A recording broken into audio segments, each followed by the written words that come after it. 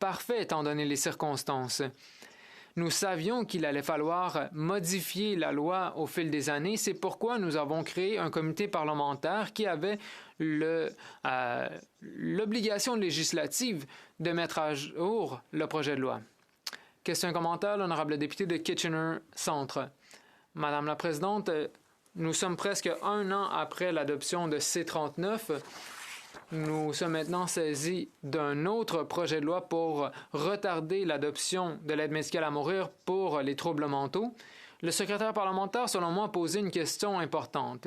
Il a demandé « En faisons-nous assez sur les questions sociales? » Mais la réponse est simple, c'est non, parce que ce gouvernement empêche l'adoption d'un projet de loi importante pour le besoin criant en matière de logement.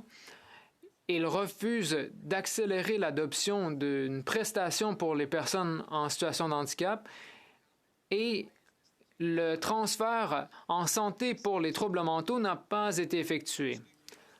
L'honorable secrétaire parlementaire.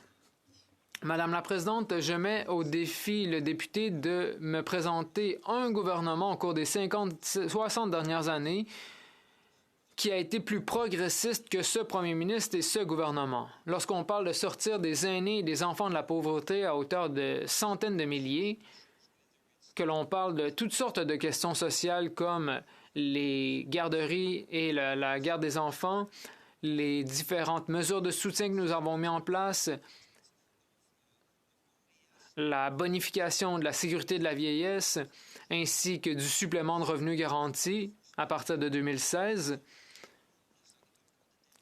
Je pense que la liste est longue. On pourrait parler, par exemple, du programme d'assurance dentaire, de la réduction d'impôts pour la classe moyenne.